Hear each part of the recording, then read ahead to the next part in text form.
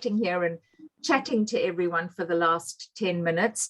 My name is Linda Hackner, and I'm the Director of Education at the Cape Town Holocaust and Genocide Center. And this is our third seminar together with Yahad-in Unum. And today I would really like to introduce you to Michał Chojak, who has worked for Yahad-in Unum since 2010, when the organization began its research in Poland. Over the past 11 years, Michał has participated in 50 investigative trips in Central and Eastern Europe, during which he has interviewed more than 1,000 eyewitnesses of the Holocaust by bullets. In 2020, he became the director of the Yahad-in Unum Research Center. Michał specializes in the Holocaust in Poland and the Baltic states, and his most current research focuses on the involvement of the Baudienst, which was a forced labor organization created in Nazi Germany in the general government territory of occupied Poland. The Baudienst construction was formed originally in the Krakow district of the general government, but it eventually expanded to all districts of the newly formed region, apart from the Warsaw district. And it provided the Nazis with a cheap and endless workforce of conquered Poles. Michał is also involved in Yahad-in Unum's research projects in Guatemala and Iraq.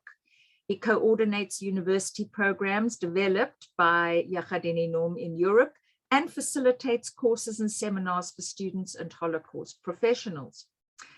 Today's session is an exploration of how to investigate a crime 80 years after it has taken place. And today we're going to look at an town known as Nowy Targ, one of the many towns in the area that was known as Galicia. Nowy Targ actually means new market, and in Yiddish it was known as Neumarkt.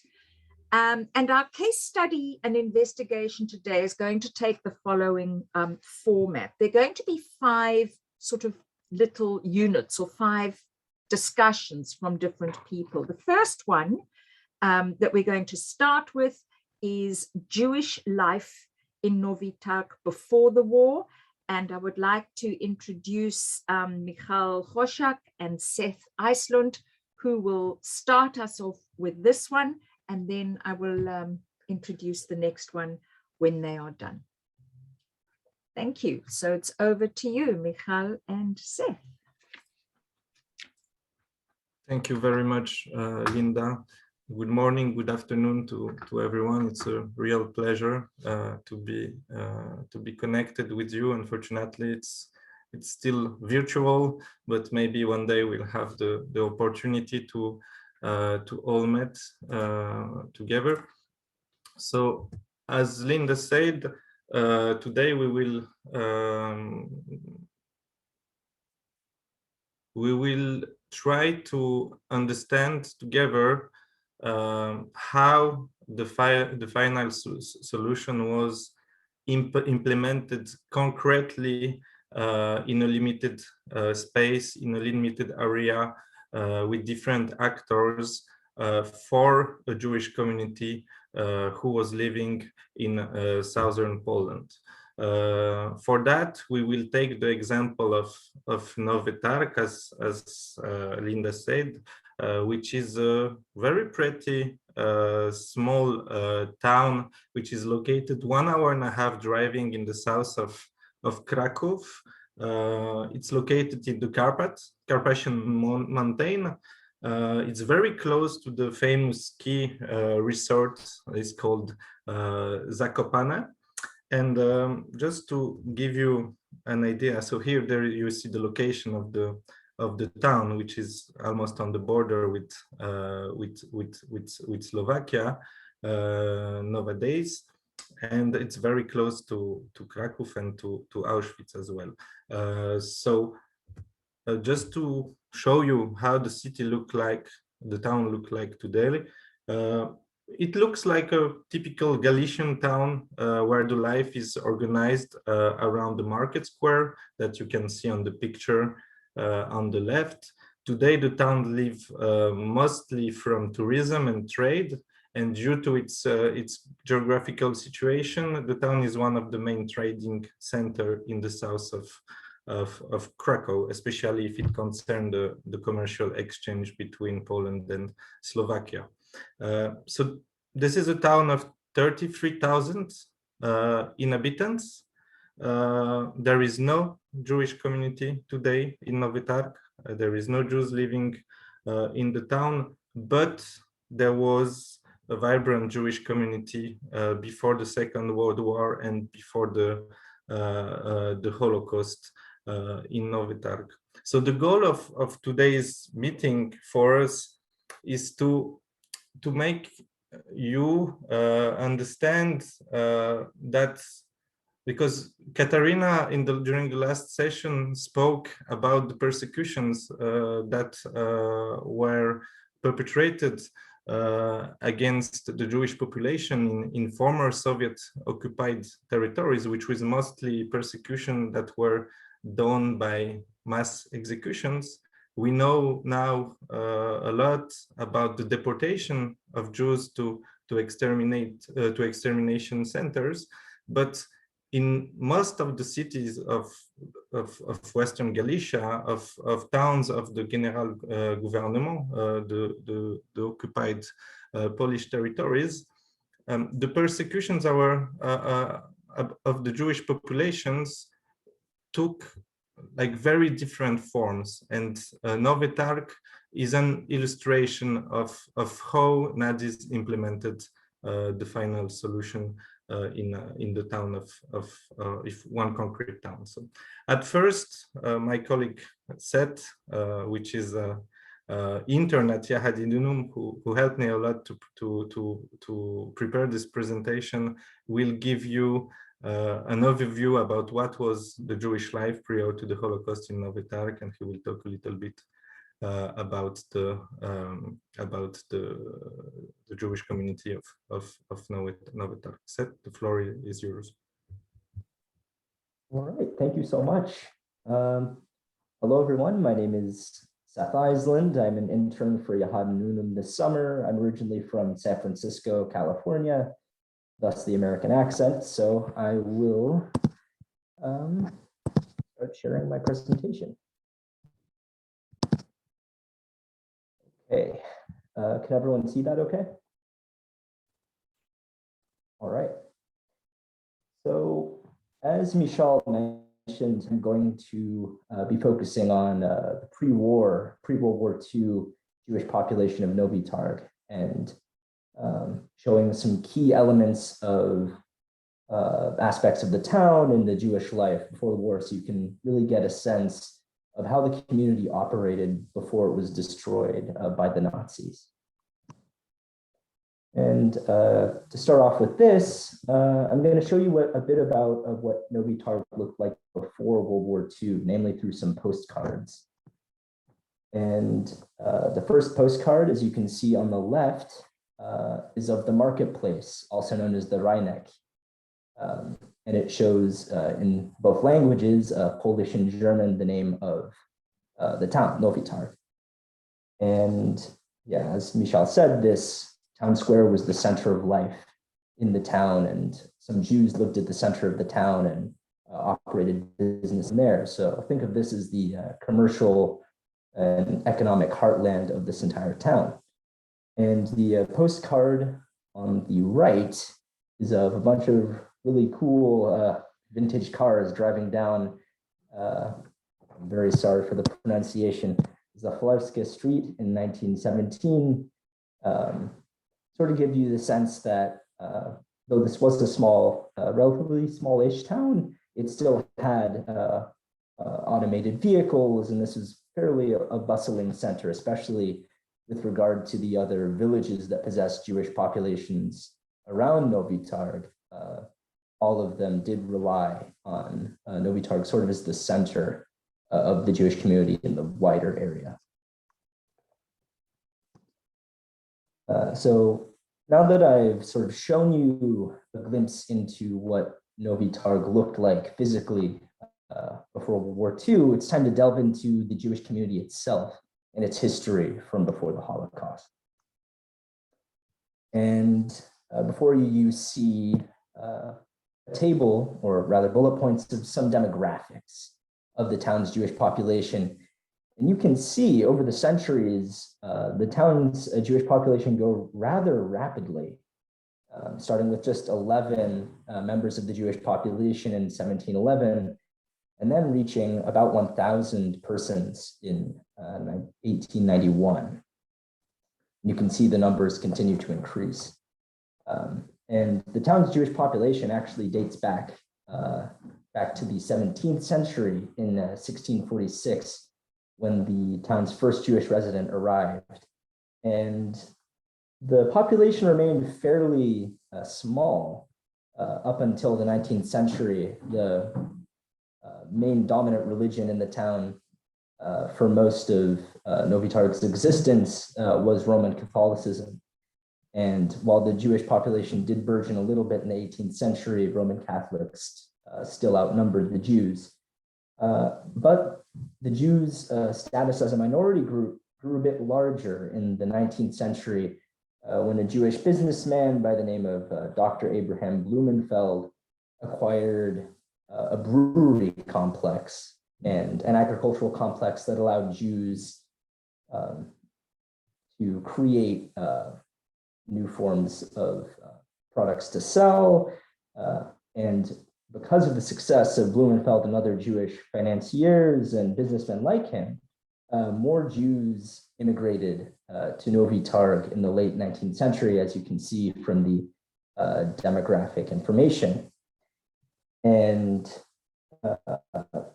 prior to the First World War, the town's population grew even more. And while a lot of Jewish families left Nowy Targ after World War I, only a few families did. And in 1921, you can see the population remaining fairly the same, not much of a big decrease from 1,370.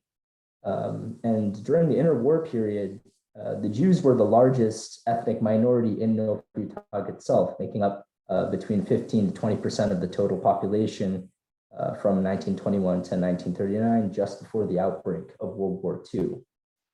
And in terms of religious life, the Jewish population contained multiple synagogues, including a large main synagogue that was centered around the center of the town and was home to congregants who generally had a bit more money than more of the Hasidic Jews who tended to frequent smaller prayer houses. It's not entirely known how many synagogues there were in Nowy Targ itself, but there were several of them. And the community also possessed a cemetery that was very well maintained. And I'm going to show you some pictures of a bit of what the synagogues and prayer houses looked like. On the left, there was what we think is the picture of the main synagogue. And from how it's described in historical sources, it was supposed to be a very large building constructed towards the end of the 19th century or the beginning of the 20th century. And on the left, you can see a Hasidic shtibel, or a prayer house. And these tended to be much smaller, as I mentioned before, but there were presumably multiple of them throughout the town. And in terms of education, the Nowy Targ Jewish community had multiple institutions of learning. There were multiple cheder, elementary Hebrew schools throughout the town, as well as a religious Zionist high school called Yavne that instructed students on Jewish history, nationalism, religious concepts. And there was also a youth movement in the area as well, as can be seen through this picture, with a group of Jewish Boy Scouts, I believe from Krakow, coming and raising a flag in Nowy Targ itself.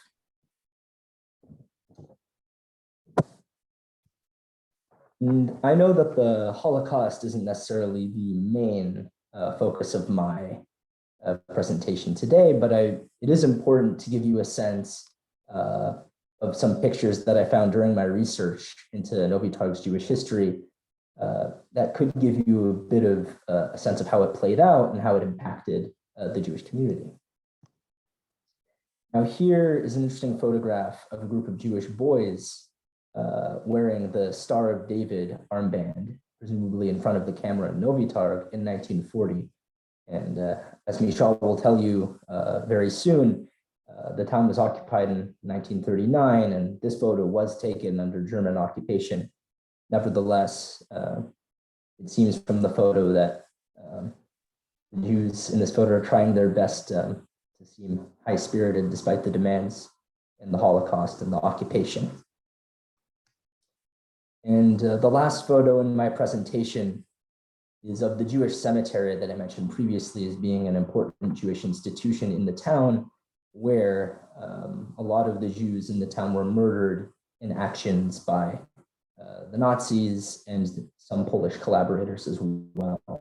And the cemetery used to be very well maintained during the interwar period and the centuries prior, but after the Holocaust, it grew into further and further disuse as there remained no Jewish population after Nowy Targ suffered the Holocaust. So with that, I'd like to conclude and say thank you so much, and I hope you learned a little bit about the Jewish life in pre-war Nowy Targ. So thank you, and back to you, Michał.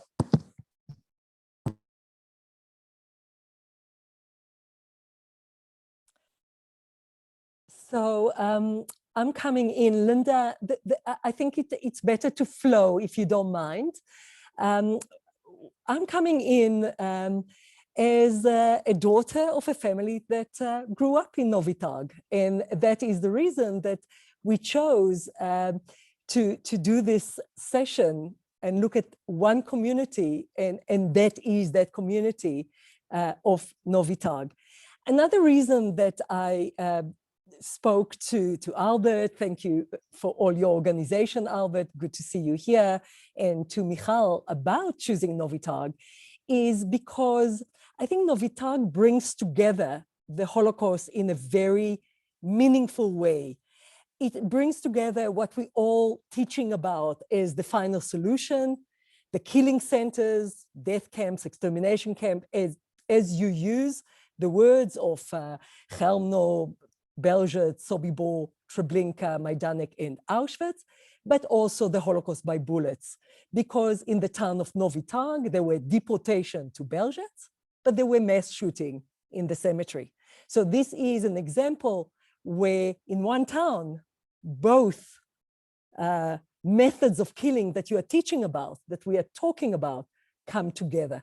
And that is why this town is an excellent example of how the Holocaust was executed, just in a tiny town where, as Seth said, 2,400 Jews, not a large population whatsoever.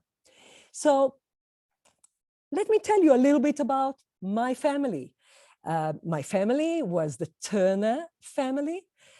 From my grandfather's side, Tzvi Hirsch Turner, that married Eleonora or Leah Lustgarten. They settled in Nowy Targ after they got married and opened a butchery. The family also had a fur business and other things that they were busy with. And they had 4 children, amongst them my father, Marion or Moses. Now, just to put into what Seth described, my uncle that spoke a lot about the town and about the life in the town told us about coexistence in the 1920s, in the early 1930s. Jewish and Christian communities were very friendly. And I will tell you a little bit more about the family. They lived in Nowy Targ. They had a little house in, and Michał, please help me with my Polish, but it is Ludmierska Street, number 10. They were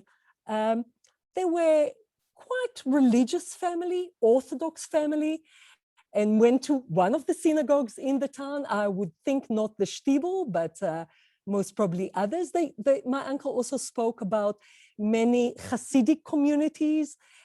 He remembered the visit of the Bobova rabbi that came to Nowy Targ, and everyone came to see him. So there was respect from the mayor to the priests, to the Jewish community, to the Christian community.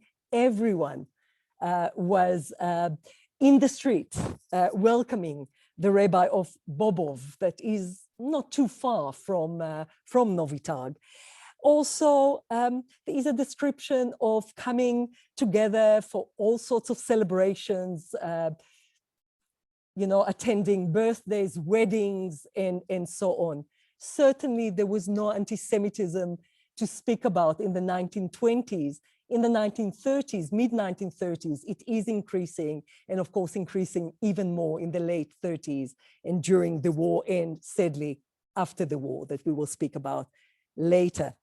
To speak about the youth movement that you spoke about, all the 4 kids, and let me introduce you to the family, and let me just use one slide here, and I'll share with you some more later on. So let me just share with you the one slide of where the town is again, Nowy Targ, who is in the family. And in the family, you have 4 children, Hela, Sila, Henrik, and Moses. The father, Hirsch, Tzvi, passed away of cancer, sadly, when the eldest son, Henrik, was only 7 years old in 1926.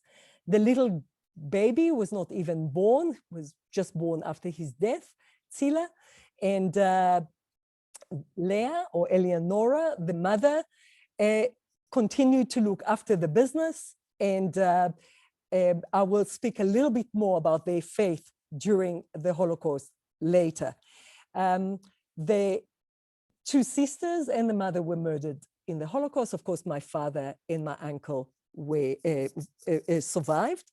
Just maybe one more detail just to describe the life in Nowy Targ. So as I said, my grandfather, Tzvi, or Hirsch Turner, passed away of cancer after trying, the family tried their best to save his life. He was sent to Berlin for an operation. They had a large family in Berlin. The family actually came originally from Germany. And the operation did not succeed, sadly. He deteriorated. And on the first day of Sukkot, the holiday of Sukkot, he passed away. And in his funeral, many Christians and Jews came to the funeral. My uncle Henrik said the Kaddish, and many people helped the family during the mourning period and then after that. And there is a full description of how the community came together, how the kids as well, because the 4 kids belong to youth movements, from Akiva to Beitar to the Scouts as well. The girls belong to different youth movements. All the kids were helping, the adults were helping, and the family never felt alone. There was a lot of support. And maybe the last detail, my grandmother, Leah Eleonora, had the habit of helping the poor, helping the others, and that kind of help, mutual help, and charity, tzedakah, was very, very strong in that town. And I think it's important to say that, because it's a tiny town. It's still a very small community, yet there is a communal feeling of help.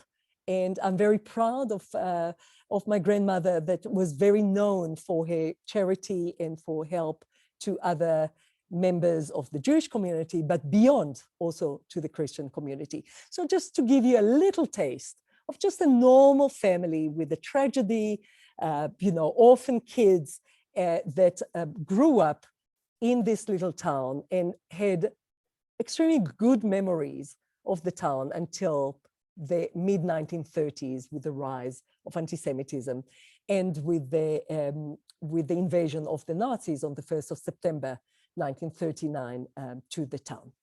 And Michal, I'm handing over back to you to take us into the town and into the investigation.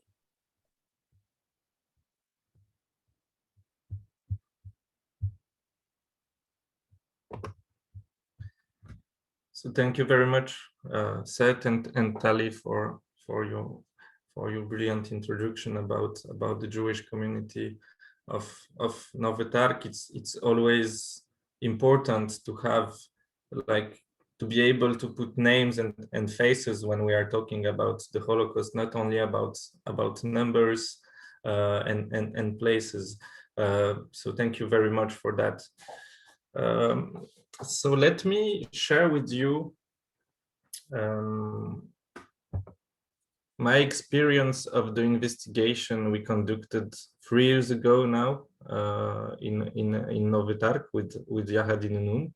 It was concretely in March 2018. So as you can see, there is still snow. It was very cold. The days were very short, and this might seem a detail for you, but for us it's not a detail, because when it's cold and the day is short, it's not that easy to find witnesses to interviews, because in the summer people are sitting in their garden, they are sitting on the bench in the front of the house, but during winter time everyone is at home. So at first we need to find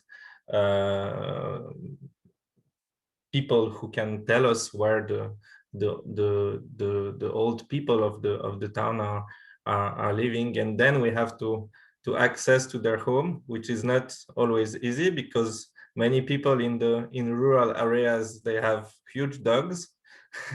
So we have to pass the obstacle of the dog before arriving to knock to the door, and then we have to find, of course, people that are still in good shape and that would agree to talk about sometimes sensitive topic, right?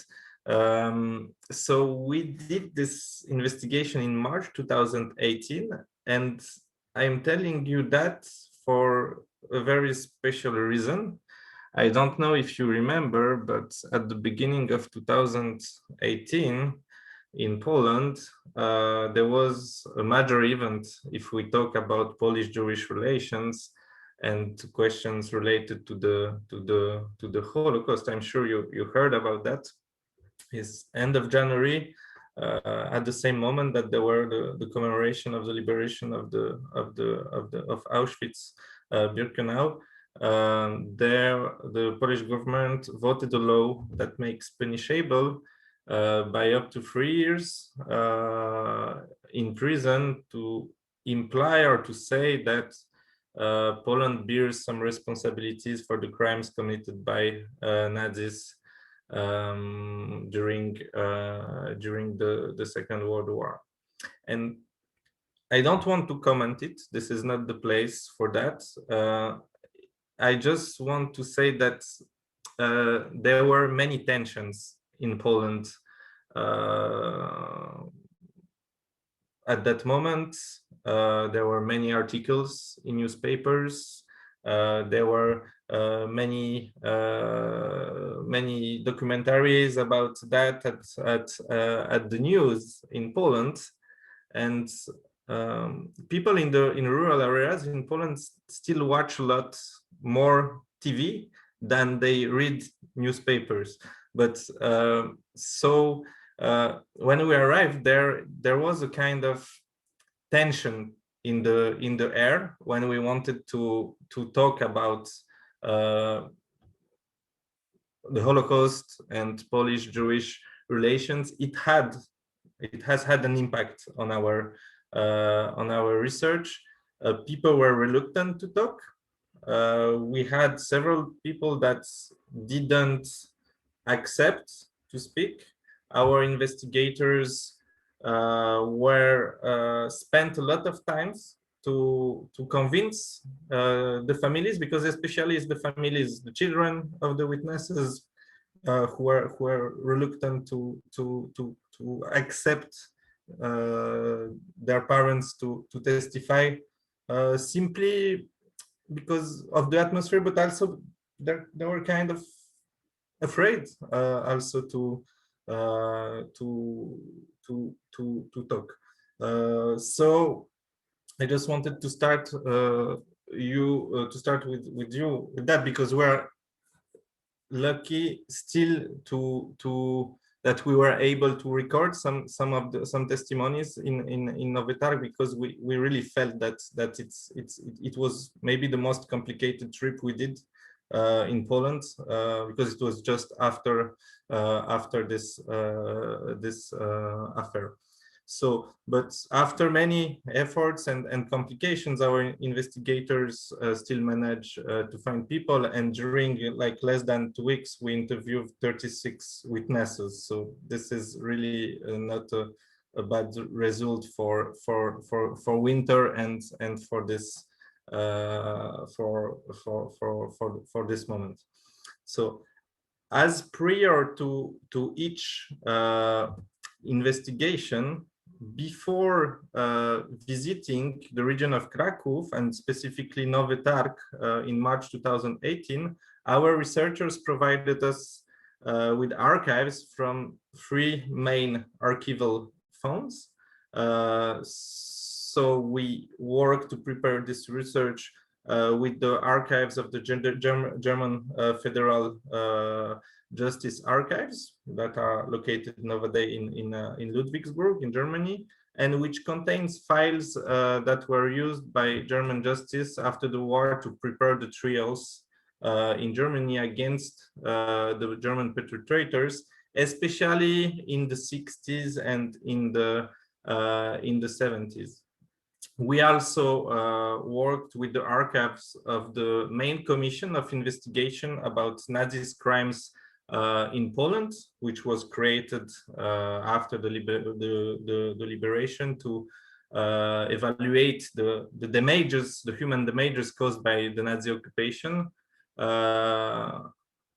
to prepare documentation to judge perpetrators and collaborators. So in the 70s, there was this commissions conducted an investigation in Nowy Targ. I think, if I remember well, it started in 75 to finish like in beginning of 80s, and in the frame of this investigation, they conduct interviews with local people. They located execution sites. We will see some of the documents from this commission today. And we worked also with the testimonies of the Holocaust survivors that are available at the Jewish Historical Institute of Warsaw. After the war, the Jewish Central Historical Commission, which later became the Jewish Historical Institute, collected the testimonies of Holocaust survivors. And they have nowadays in the Institute more than 7,000 depositions of Jewish survivor in their collection, which is called 301. It's the number of the collection if you would like to have access to this collection. And it includes some rare testimonies about also Nowy Targ. So after having studied and translated these thousands of pages of archives, we could identify the research area and locate places in Kraków region where we could conduct a field investigation. And as you can see on the map, in the archives, we located more than 100 of killing sites of Jewish, of Polish, of Roma victims in the Kraków region. This is the map of the administrative region of Kraków today. But this is only one of the 16 administrative region of Poland. So it means you can have very similar map in also the other region. I like to use this map because I think it helps to understand the magnitudes and the diversity of the persecutions that were installed by Nazi authorities during the German occupation. So in blue color, you will see like the execution site of the Jewish population. In orange color, you will see the execution sites of Jews and Poles. It happened also often that in many places there are different categories of victims during the executions. In yellow, you have like the execution sites of Roma victims. The stars symbolizes ghettos, and the triangles are labor camps. So this is not like an exhaustive map. This is a map that we drafted after having studied this archives. It doesn't mean that there are all the places that are on the map, but it's like kind of starting point of our investigation. We don't have access to all the archives, because you can imagine how many pages they could be about a region like Kraków, where there was the headquarters of the general governor. So once we arrived in Nowy Targ, what did we know prior to the investigation? We knew that there was an open ghetto created maybe in May 41, maybe in other months. It's hard to say. The probable reason of the difference of dates that you can find in different sources might be due to the fact that the ghetto was an open ghetto for a long time, and that it's hard to establish when exactly the ghetto was created. And it was created for the Jews of Nowy Targ, but progressively also Jews from surrounding towns and villages were also brought to the ghetto of Nowy Targ. We also knew from the archives that there was a first deportation of more than 100 Jews to Belzec killing center already in July 42. It was mainly targeting as what German considered as to be the wealthier Jews of Nowy Targ were arrested and deported.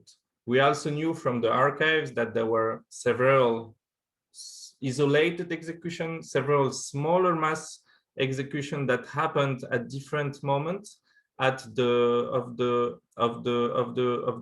German occupation, mostly at the Jewish cemetery, but also randomly in the streets of Nowy Targ, and also on the roads that lead to Nowy Targ, when communities from other towns, for instance, were brought to Nowy Targ. People who couldn't walk were executed randomly in different places around the town. And finally, what most of the archival materials, if we talk about the Holocaust, was about the liquidation of the ghetto in Nowy Targ that happened on August 30th, 42. We knew from the archives that the Jews were gathered at the local stadium, which was located near the train station.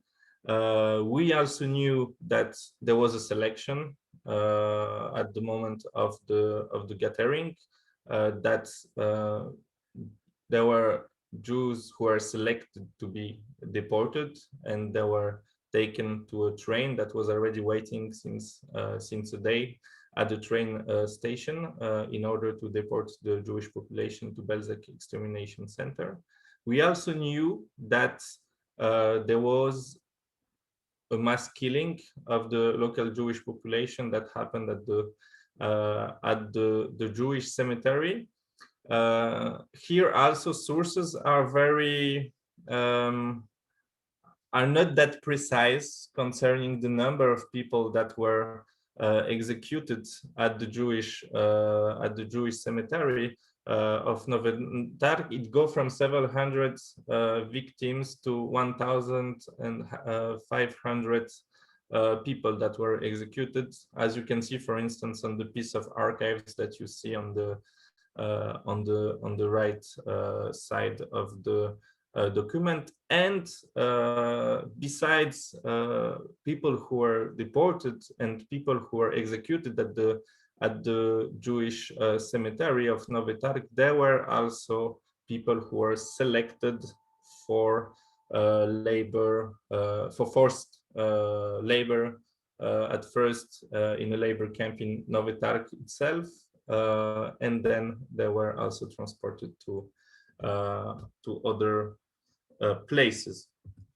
So once we arrived in Nowy Targ, we could find 4 people to interview.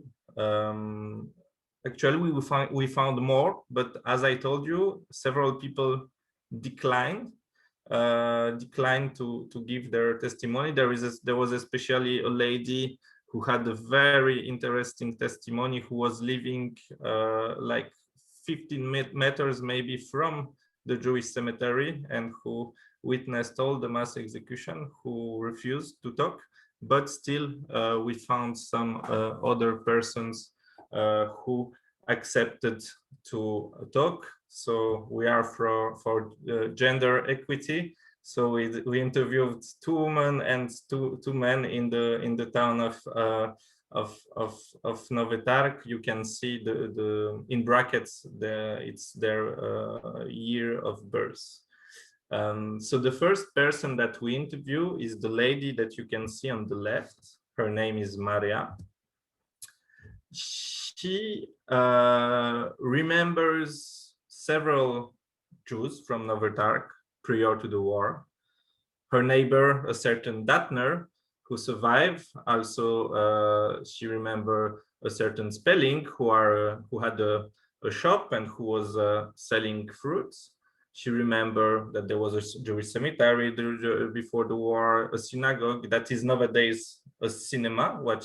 It's what she said. She also said that she went to the school with Jewish children, and she remembered that the ghetto was created in Nowy Targ, and she said the ghetto was not only for the Jews of Nowy Targ but also for Jews of surrounding areas.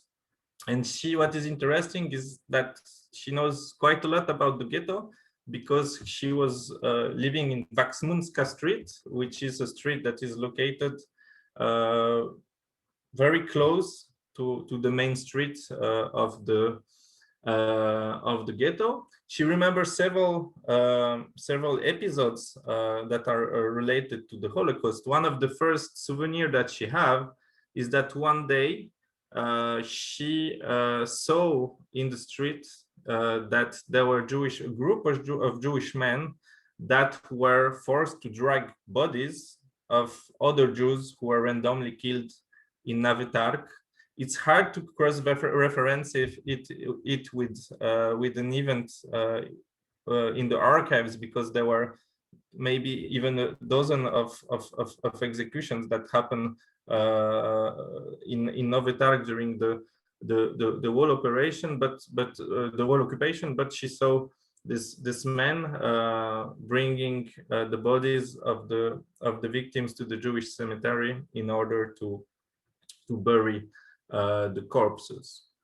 Her testimony is also interesting because she was present during the liquidation of the ghetto in Nowy Targ. With several of her friends, they decided to go to see what was going on at the Jewish cemetery. And she said that she climbed on a cow to watch the killing of the Jews. She said that she was with several friends. She said that there were Jews that were brought by trucks to the killing site. This is kind of new information, because in the archives they speak mostly about people being escorted on foot to the Jewish cemetery, or by carts for those who couldn't walk. But we don't know if maybe it could be also a language issue. Maybe she doesn't have the words to say about carts, or maybe also they might be cases of where some of people being brought by truck. It happens sometimes also during the execution. She mentioned that the victims were forced to undress, and what is also interesting and kind of specific to Galicia is that the victims had to climb on a wooden plank that was placed across the pit, and they were shot. And this is a very common practice in all the district Kraków during the August 42, especially in those places like of southern Poland, in the Kreis Nowy Sądecz, or in the district of Nowy Targ also. And very surprisingly, she also remember a kind of details saying that the Germans were wearing white gloves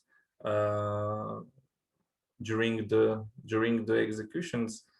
I think it was in 2012 or 13, we did a workshop with some psychologists and neuroscientists about how people could eventually remember such in details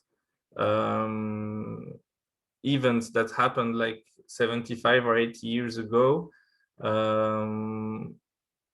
with such a precision as they were children at that time, or teenagers. And I remember there was one neuroscientist who told two very interesting things. She said that these people, it's probably one of the first traumatic events that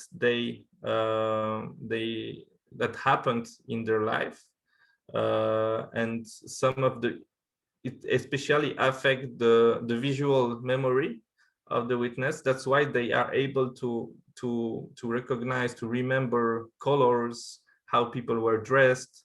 And she also said that that in many of these places, like the topography didn't necessarily change that much. I'm not sure it's relevant for Nowy Targ, but maybe for some, and that the places are also factors that facilitate visiting the place is also a factor that facilitates the fact to remember, right, and to testify. So then we met another lady. I will show you now her testimony. Instead of, I will just introduce her in few words. She was, her name is Vlada. She was born in 31. And what is interesting is that her house was located on the territory of the future ghetto. So she was forced with her family to relocate. She got the information from the people who were working for the local administration, and they were relocated in a house that was previously owned by a Jewish family outside of the area of the ghetto, and the Jews had to move to the ghetto, and they had to move to the house owned by the Jews. Anyway, she said that it was impossible for them to come back to the house, even the ghetto was not fenced off. She remembers also many details concerning the ghettos, Jews wearing armbands, and also, like the previous witness, she was present during the mass killing of the Jewish population of Nowy Targ on August 30 in 1942. So I will now show you her testimony.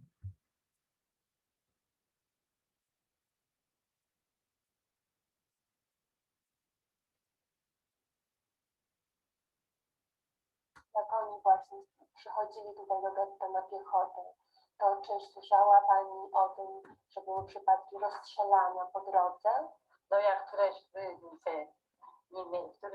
wtedy kolejnie to strzelali. A jak to getto wyglądało? To było takie otwarte, czy było ogrodzone? No to nie było ogrodzone, to wszystko było tu w kwiatkach, tam na koniec to Niemcy pilnowali, tutaj pilnowali, a tutaj chodzili tam, tu z gimnazjum, całe gimnazjum wojska niemieckiej i tego tu chodzi. I oni jak tam sobie teraz potem, jak te Niemcy przywieźli, tak, których tam chorowało, co to znało, takie wozili Niemcy, Żydy i potem wywozili na cmentarz. Strzelali, tak. Tak, to było takie zdrowe robię. To pod Unum, takie tam strzelali tam jeden na tym. A jak to się stało, że Pani była świadkiem tych rozstrzelań tam na cmentarzu? Jak chyba dzieci były, to poszły tam za tak w głowie i tam patrzyli przez jak strzelali. Ale to się nie dało, to się wszystko tam ruszało,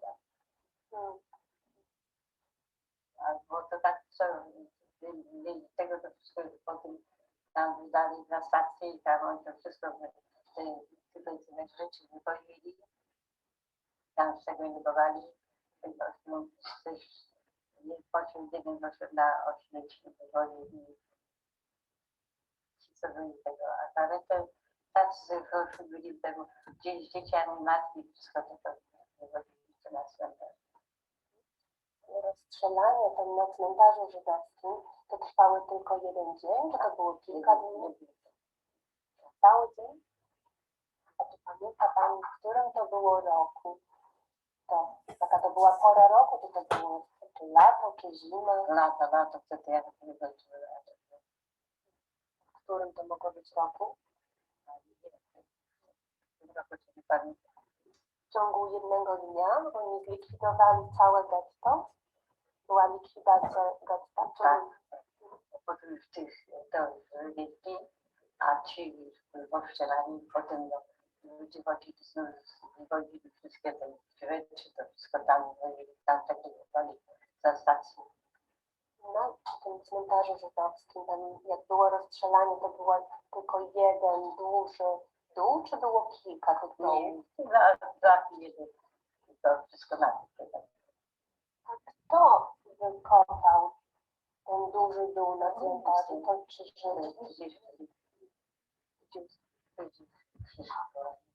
A Żydzi z getta, to na cmentarz na to rozstrzelanie, to jak oni tam, czy oni przeszli na piechotę, czy oni zostali przewiezieni jakoś? Oni zakręcali, żeby nie było to na wózkach, wodzili takie toki były, to na tych tokach wodzili i tam. A Podczas rozstrzelania to tylko jeden z nich strzelał, czy było ich kilka? Parę było strzelali. A według Pani, ile osób zostało rozstrzelanych na cmentarzu podczas tej egzekucji? Nie wiem, To było kilkanaście, kilkadziesiąt, a może kilkaset osób? to tam pewnie z 1000 albo więcej. Strzelali jakby po puste, a cały to wyglądali.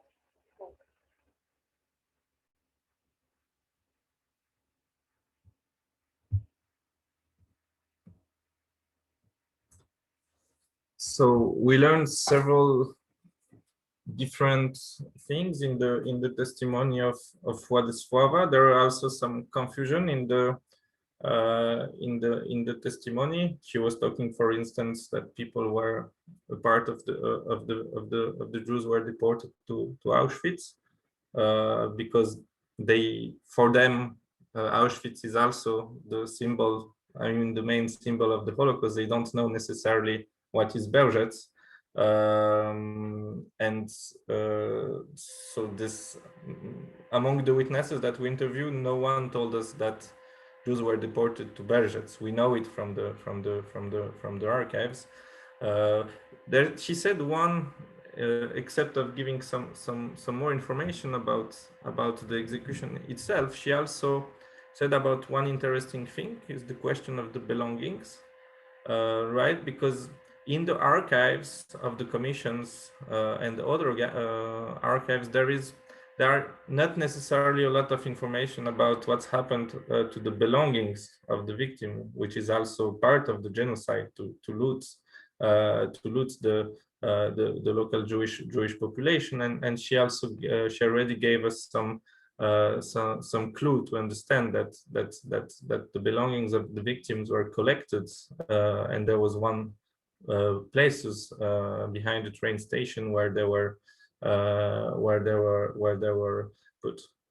So the next person that we interviewed was a man who was born in 1932 in Nowy Targ. He has a very impressive memory. He remembers many details about the Jewish community before the war. He knew the Gross, the Good Fright, and the Degent families, which were all shop owners. He went to the school with Jewish children. He also remembered that Jewish children, they had separate religious lessons at the Heder. He explained that Mrs. Gross, a Jewish lady that he knew, went outside of the ghetto to look for food, and she was caught and shot right away on the spot. And what he told us is that just after the war, like some relatives came and they exhumed the body to rebury it at the Jewish cemetery. During the liquidation of the ghetto, Roman was not present near the Jewish cemetery. He did not witness the execution, but his testimony was also very useful because he was at the train station the day of the action. So he saw the gatherings of the victims of the Jewish population at the local stadium. There is one thing that he remembers very well, is he saw one Jewish man, an old man who had issues to walk towards the stadium, and that he was shot by Germans. So the last person that we interviewed, his name is Jan. He was born in 1922. He was not from Nowy Targ, but he was from Rabka, which is a small thermal town located at 20-30 minutes driving from Nowy Targ. And even if he was not local, his testimony was still very important to document the fate of the Jews of Nowy Targ. As Jan was born in 1922, he was recruited as a forced worker in the service of construction called Baudienst that Linda brilliantly explained at the beginning of the presentation. So the Baudienst was a forced labor service that were created for young Poles who were in their 20s, and they were usually forced to perform physical works like building roads, regulating rivers, working in stone quarries. But in 1942, during the Operation Reinhardt, the final solution in General Gouvernement, the use of the Baudienst was also used to perform some tasks in the frame of the genocide of Jews, especially in the district of Krakow. It was not different in Nowy Targ during the liquidation of the ghetto. The young Poles from the Baudienst were divided in two groups. There were those who were taken to the Jewish cemetery during the liquidation of the ghetto to dig the pits prior to the shooting and to cover the mass graves after the executions. And there was also a second group of young Poles who was taken to the ghetto to collect the belongings of the Jewish population. Jan was in the second group. When he arrived into the ghetto, there were no more Jews inside the ghetto, and he remembers that he had to collect furnitures, bed, duvets, and to load the belongings to the trucks. He also explained us that he couldn't take any belongings for himself, as there was the death penalty for looting Jewish valuables.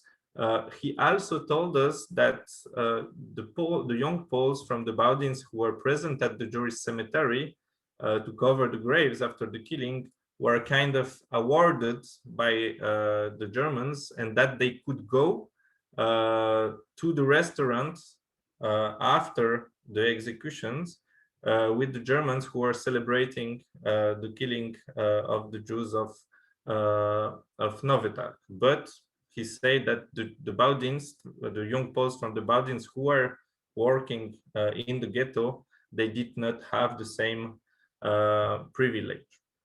So as you can see, these four witnesses that we interviewed were present during the liquidation of the ghetto of Nowy Targ for different reasons.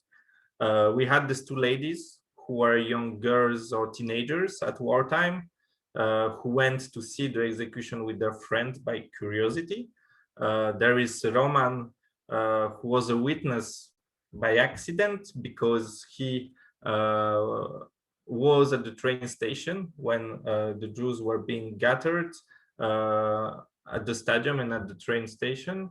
And there was Jan, the last witness, who was requisitioned by Nazi authorities to perform some task during the genocide. I'm telling you that because I think that these three different categories of witnesses are very representative of the people that you can still find nowadays in small towns, small villages, in Ukraine, in Poland, in Lithuania, in many places where the Jewish population was persecuted and exterminated. And these are that we, in our collection of like more than 7,000 testimonies now, we have many of testimonies of those who went by curiosity to watch a killing, of those who were forced or requisitioned to dig a grave or to cover a grave, or of those who became witness by accident because they were grazing cows, or they went to the shop, or they went to the bakery and they saw what was going on.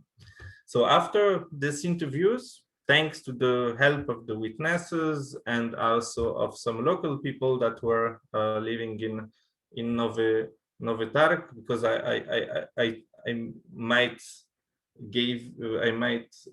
have given you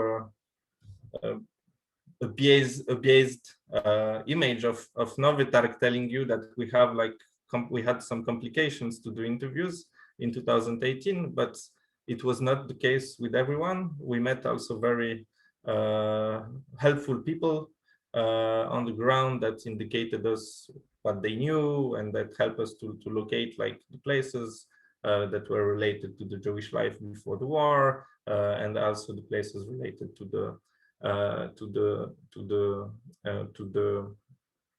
Holocaust. So after the interviews, we could go to take the coordinates of all those places. So here you have the Krasińskiego Street, which is in the north of Nowy Targ, not far of the main square, which was the main street where the ghetto was located.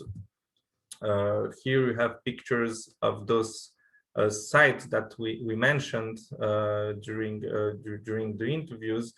Here in the, I don't know if you see my mouse here. Yeah, so here you see the stadium in the background, which is located just nearby the train station where the victims were brought and deported. The buildings that you see are buildings from the train station, which was recently renovated. But when you are interested in the topography of the crime, you understand very fast why, for instance, Nazis decided to choose the territory of the stadium to do the gatherings of the victims, right? It was a convenient open space which was located near the train station and near the road also that led to the Jewish cemetery of Nowy Targ. So it's always also important to try to have a more distant look on these facts and also to try to map them. So it helps a lot of to understand how the crime was organized at the very local level. So here you have a picture of the execution site. You see a kind of symbol in the left. This is a symbol that is put very often in Poland when you have places. It's called sites of martyrdom. It doesn't necessarily concern Jewish population. It could concern other categories of victims also. And here you have the memorial for the victims of the killing and in general the Nazi occupation at the Jewish cemetery of Nowy Targ. And what is interesting is that we kind of checked with the archival materials that we have. Here you have like a sketch done by the Commission of Investigation about Nazi crimes, which is like showing the location here of the mass graves that are at the Jewish cemetery, with some indications about like the buildings that are around, also to help to locate the exact locations of the sites. These are also pictures that I took from these commissions, where witnesses that are interviewed during the investigation are showing where are the mass graves. And the pictures on the left, I wanted to show it to you because you see some building and some houses just nearby, right? The execution site. It's just to insist on the fact that this executions were not necessarily done in secret, in hidden places, in forest, very far from towns and villages, but like in the case of Nowy Targ, they were just done outside the center of the village. The Jewish cemetery is 10 minutes walking from the main square, in even not maybe in Nowy Targ, and there is like a lot of people that were witness of those events. Basically, all the people who were aged enough at the time, they are potential witnesses of what was going on during the Holocaust. And the people who testified in the frame of the commission were people essentially who were living like just nearby, also just nearby the cemetery. That's why they give testimonies about their executions, because most of them they were watching through their windows, even it was officially forbidden they have to have closed windows during the action of deportation, but many people managed to, if we can use the verb manage, but managed to watch the executions. So I think last week my colleague Katia told you about the different steps of the killing, and it was not that different in Nowy Targ, except the fact that there was a deportation in opposition to the Holocaust that was carried on in more eastern territory. There is still this idea of rounding up the victims in a ghetto first, then to a gathering point. Then there is also this idea of transporting them to the extermination center of Bergets or to the Jewish cemetery in order to be killed. There is also the question of the undressing that was underlined by the witnesses, the killing itself, and of course the looting of valuable that was mentioned by the lady and also by the young worker from the Baudins who was dealing with the belongings of the victims. Yes, and once when we were doing this investigation in Nowy Targ, we were not only looking for witnesses in Nowy Targ, but also in surroundings towns and villages. Why? Because there were also Jews living in neighboring localities like Szczawnica, Ochotnica, Krościenko nad Dunajcem, and the fate of Jews of these places is strongly connected with Nowy Targ. The Jews who were not shot in their own towns and villages, especially those who investigated in those places on the right side, the Ochotnica, Krościenko, Szczawnica. We didn't do it yet in Czarny Dunajec and Zakopane. We plan to do it or this year or next year. The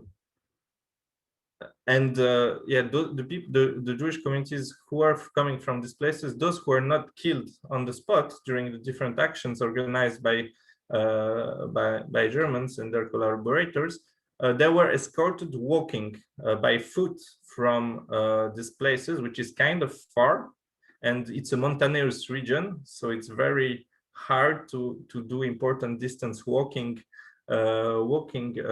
there. And there are, as some locations are several miles or kilometers from Nowy Targ, many Jews who couldn't walk until Nowy Targ were shot on the road. So basically, and their bodies were buried like along the road. Basically, you have like numerous mass graves that are located just along the road to Nowy Targ. For instance, here you have a pictures that was taken on one of the killing sites where 20 Jews from Krościenko who couldn't walk were taken near the road to be executed. And usually these places are the places who are forgotten and without memorialization. So last slide to sum up more or less what's happened in Nowy Targ during the German occupation and what we did learn from the investigation. So we could confirm like the existence of the location of this open ghetto in Nowy Targ. We could rebuild, thanks to the testimonies, the archives, the places, and the steps of the genocide. We could also collect names of Jews from Nowy Targ. We also, all the 4 witnesses that we interviewed were also talking about isolated executions at different moments of the occupation that they could witness. There was this question of the main action of the liquidation of the ghetto. So this is the event that remains in the memory of local Polish witnesses because it's a massive event with a lot of victims, a lot of blood, and so people saw some different pieces of it, and once you cross references with the archives, you really can understand how it was organized, that the victims were gathered at the stadium, that they were shot at the cemetery, that they were deported, that there were also dozens of Jews who were selected for forced labor. From the archives and recent research publications, we know what were the units that were involved in this main action: the Kriminalpolizei, the Gestapo, the Gendarmerie, the Polish Blue Police and also the Baudienst also at some level, and we know more now also about who was giving like the decision, the dates to organize these actions, and we know about the responsibility of Robert Weissmann and about Julian Scherner, that were like two of the main figures of the Holocaust in the whole area of the region of Krakow. It's important also to add that after the liquidation of the ghetto, when Nowy Targ was supposed to be free of Jews, there were still some Jews who were hidden in forests. Some people were hidden in the house of their in the houses of their Polish neighbors. And according to the research of Karolina Pans, a Polish scholar who is specialized in all this area of Nowy Targ and not only, she found the traces about 138 Jews.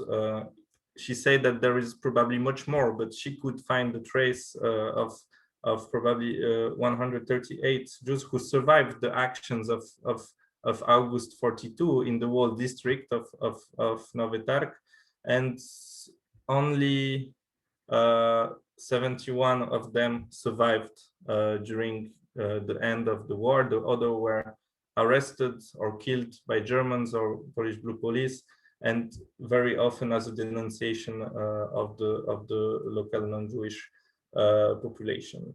It's also important to mention that after the war, there was a try to rebuild the Jewish community in Nowy Targ with the return of some of the survivors. But after several anti-Semitic attacks, especially there was one movement of partisans, which is called the movement of Ogień, that was very active. If we talk about persecutions of Jews after the war, so as a result of this anti-Jewish violence, at the end of 40s there were not Jews anymore in Nowy Targ. So, Telly, yeah, the floor is yours again. Thank you. And I know time is running out, but what we thought to do is to really finish the story. And if you can end your presentation, Michał, if you can, thank you. So what I thought to do is, it's just so amazing, because I'm bringing now the same story, but from the eyes of survivors. So Vladislava spoke about stuff that my uncle spoke to me about. You, Michał, spoke about things that my family spoke to me about. So it is coming from all sides, and I think that makes it really, really interesting. And again, in a way, what I'm going to very quickly share with you some of the evidence, including some of the stuff that Karolina Pans sent to me that found out about my family, and then share with you some of the stuff that Kuba Nowakovsky from the Galicia Jewish Museum that was with us a few minutes ago, I hope he's still with us, shared with us, some of the stuff that Dariusz Popila that was with us just a few weeks ago and sharing his amazing memorial activities, also share with us, and all those points are coming together. So I'm going to just share my screen again and just very quickly in few minutes just bring together this town, my family. I told you about my grandfather that passed away before the war. My father is Moses Turner, my uncle Henrik Turner, my grandmother Leah or Eleonora Turner, and Helen or Hela and Sila were the children, the two girls that were murdered in Belgium. So Karolina Pans discovered the ghetto documents of the Judenrat, and she sent me all the documents that I cannot share with you today, but Here you can see the documents from the ghetto of Nowy Targ of my grandmother, my two aunts, Helen and Tsila or Klila, and you notice the red line crossing. They were all sent to Belzec and murdered. And this is the document of my uncle, Henrik or Hirsch, Joseph Hirsch or Hanoch. He had so many names. Many of them had many, many names. That was sent in the selection. And let us just see a quick picture of Tsila and Helen that was discovered at relatives, a drawing that was discovered. That's the only thing that we have of the girls. And let me quickly speak about that period in Nowy Targ. The family was in the ghetto, in the open ghetto. My father, Moses, was sent amongst the first groups of men and boys to a labor camp in Zakopane. My uncle stayed in the town. He was sent to some forced labor in Rabka SS camp, but then returned to the town and to the ghetto until that fateful day of the selection in the stadium. I took that picture in 2004, where you heard all the testimony about the deportation to Belzec.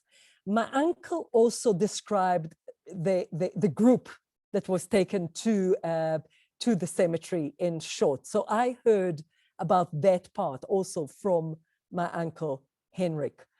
They were taken to Belzec and were murdered there on the 30th of August 1942. My uncle was in Cherny Dunajec, working as a carpenter in a small camp there, and then sent to Plaszów, where he was reunited with my uncle that was sent to Plaszów together with my uncle from Zakopane. They were then put on the now famous Schindler's List. On page 10 of the list, they were sent to Bruce Rosen and then to Brunlitz and liberated there. I want to end the story with the liberation. This is my father on the right-hand side with few of his other friends from Brunlitz, from the Schindler, and he stayed in Europe while my uncle stayed in Germany while my uncle went back to Nowy Targ. But as you said, Michał, because of the pogrom, because of the killing, he also left Nowy Targ and then immigrated further through the Bricha to a British mandate Palestine. He was caught there, sent to Cyprus, and ended the war in the Cyprus camps. My father stayed in the DP camps and studied in Germany. Just to end the story, my uncle then testified in the Freiburg trial in 1965 against two of the Nazi war criminals that you mentioned, Michał. You mentioned at least the one Weissmann and of course Shemish, that both were tried for their murdered in all those places you mentioned, including the mass shooting in the cemetery in Nowy Targ, but also other mass shootings, many mass shootings in the villages all around. As you can see, they received only 4.5 years and 7 years sentences. And my uncle that testified in that trial said basically, whatever the sentence is, in the end, they will be judged in Judgment Day by God. He was not a believing man, but this what he said in the end. And just to end the story, and then I'll give to Michał to end about Nowy Targ now, thanks to Dariusz Popila and of course to also Kuba Nowakowski that connected us, and to Karolina Pence that connected us, and his organization, People Not Numbers. They found the tombstone of my grandfather that died in 1926, and this is Zvi Turner. This is the tombstone that they found in one of the houses in Nowy Targ, in the backyard. This is the renovated tombstone that was just sent to me a week ago. and Dariusz Popila and his organization are organizing the names of all 2,000 victims of Nowy Targ to be memorialized in the cemetery. And this will open in October of this year. And I just wanted to say that this memory is continuing until now. It's not an ending story. It is continuing, and findings are happening now. And thank you to Yahad-in Unum that is doing this investigation on the witnesses side, and Dariusz Popila and others that are doing, and Carolyn Pence that are doing investigation on the ground and memory work until now. And Michal, maybe you finish us off before we just take a few questions.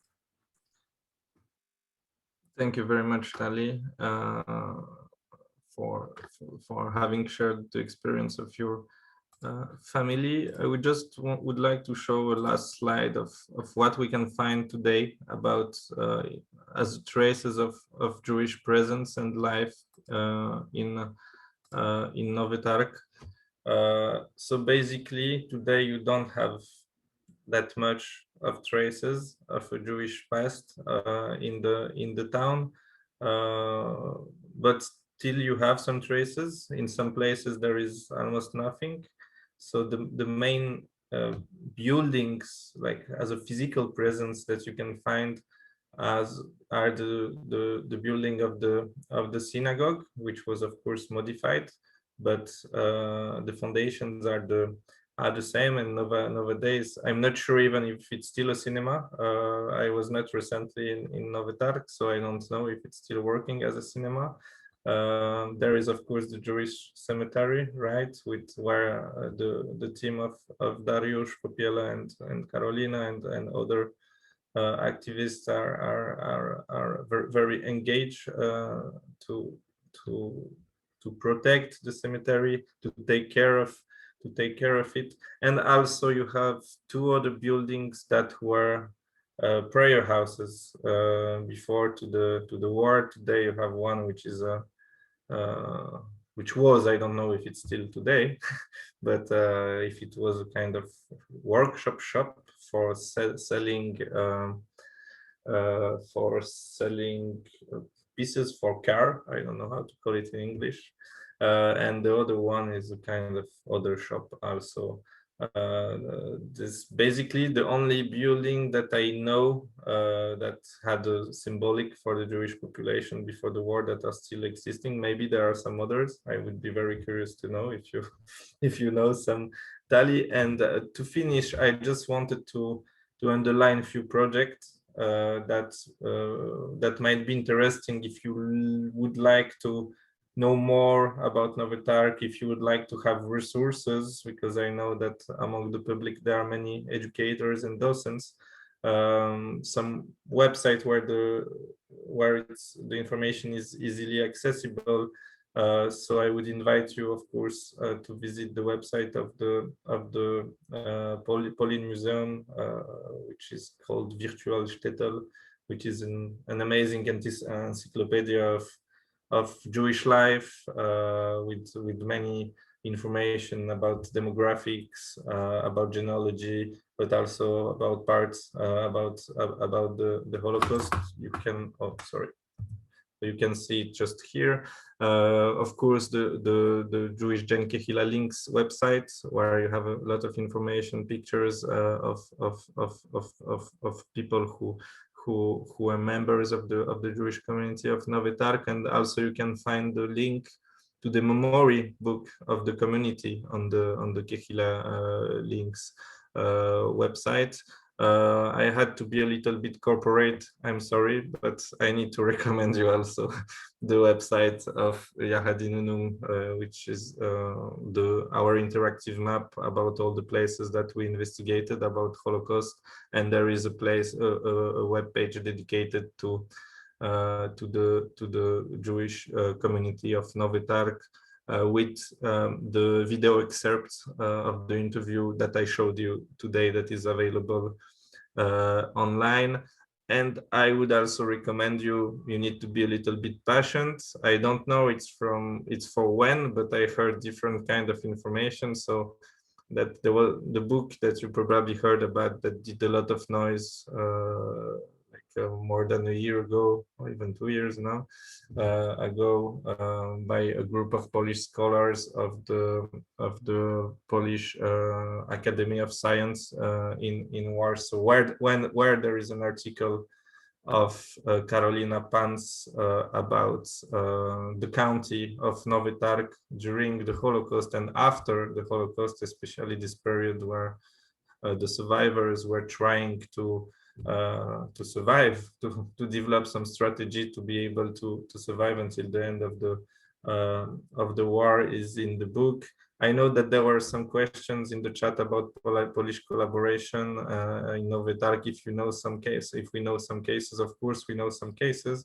I would recommend you to really to wait for the publication of this book, because there are Karolina Pans, she explained it with great sensitivity and great objectivity. How did the situation look like, also in terms of people who collaborated.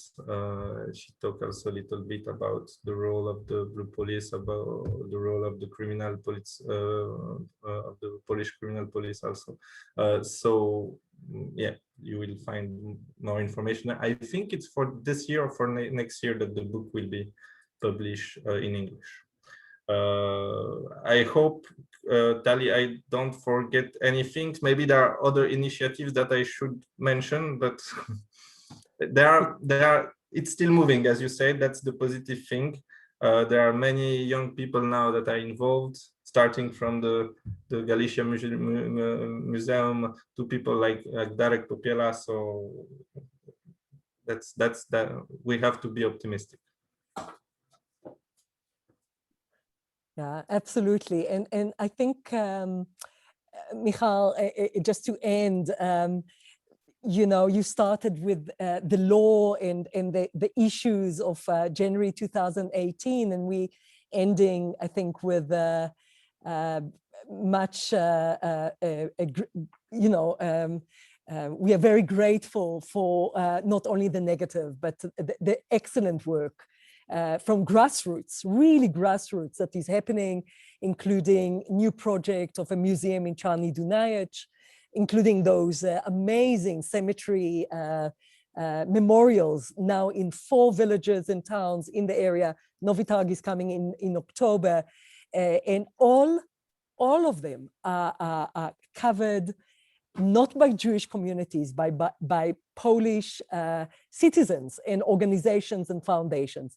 It's not fundraised by Jewish communities around the world.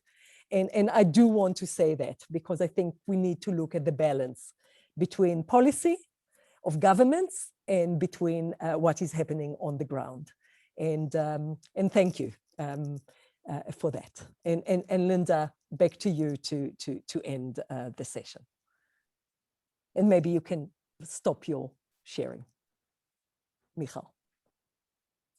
I just wanted to thank everybody for joining us, and the wonderful, as Tali said, the wonderful sort of connection between people who were witnesses, both the people who were not Jewish witnesses and the Jewish witnesses, and then finding the intersections of their testimonies is so very important, because for anyone who even thinks about denying, once you've got these intersections, there can be none.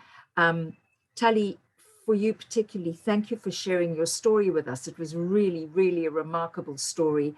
And Michał, thank you for all the work that you do. And thank you to Yahad-in Unum. And thank you to everyone who joined us this evening or this morning or this afternoon. And I wish you all well. And we look forward to seeing you again next week.